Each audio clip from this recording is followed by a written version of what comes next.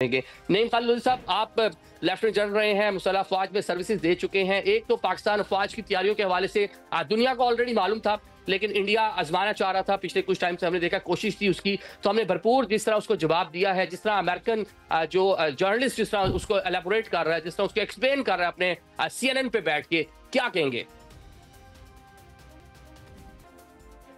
जी बिस्मिल्लाहिर्रहमानिर्रहीम। सबसे पहले तो मेरा ख्याल है कि मैं अल्लाह ताला का शुक्र अदा करना चाहिए कि उसने हमें सुरखरू किया। अपने मुजाहिदों को सलाम पेश करता हूँ, चाहे वो हवाबाज थे या ज़मीन पे काम कर रहे थे, एयर डिफेंस के थे, जितने भी थे। मेरा ख्याल है कि ये जो वाक़या पेश है, 4 दिन के अंदर अंदर आपने देखा कि सभी कुछ हो गया। और उसके 3 फेजेस थे। पहले उन्होंने हमला किया, पहले दिन जब 3 राफेल जहाज़ गिर गए तो बिल्ली तो उसी दिन मर गई थी।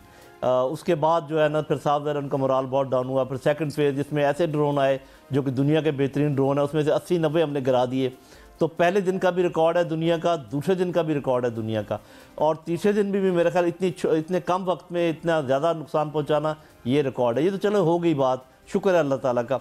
इससे 2 सबक मैं चाहूँगा कि ज़रूर निकलते हैं हमारे लिए, हमारे नौजवानों के लिए ख़ासकर। एक तो ये कि वो बयानिया पिट गया जिसमें ये हम कहते थे हम किसी काम की कौम नहीं है, हम किसी काम के लोग नहीं हैं, और बस एक हजूम है भेड़ बकरियों का। और ये देखें ये बात, ये जो बच्चे जिन्होंने ये नौजवान जिन्होंने ये काम किए हैं, ये इन्हीं मोहल्लों से आए हैं, ये इन्हीं गाँव से आए हैं, इसी शहरों से आए हैं। देखें वो क्या, तो आप बेहतरीन कौमों में से एक कौम है। अगर आपकी आर्मी दुनिया की नंबर 1 आर्मियों में शुमार हो सकती है, तो आपके पॉलिटिशियंस, आपके पुलिस वाले, आपके जजेस क्यों नहीं नंबर 1 हो सकते पूरी दुनिया में? तो वो एक तो ये है कि हमें एतमाद पैदा होना चाहिए कि हम हो सकते हैं, सिर्फ हमें निज़ाम को ठीक करके ऊपर आने की ज़रूरत है। दूसरी बात बड़ी इंपॉर्टेंट है, बड़ा एक नैरेटिव था कि सारा बजट तो फ़ौज खा जाती है, बाकी के लिए कुछ बचता नहीं। वो 18% को 80% कहते हैं कि 18 को 80 कहते थे। लेकिन चलो, अगर 18 नहीं तो 20 होगा।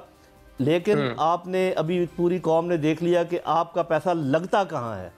क्या वो किसी की जेब में जाता है, या करप्शन की नज़र हो जाता है, या इफेक्टिवली उसको इस तरीके से लगाया गया इक्विपमेंट में कि आज उन्होंने आपकी हिफाजत का जो है वो जो फ़र्ज़ था उसको अदा कर दिया।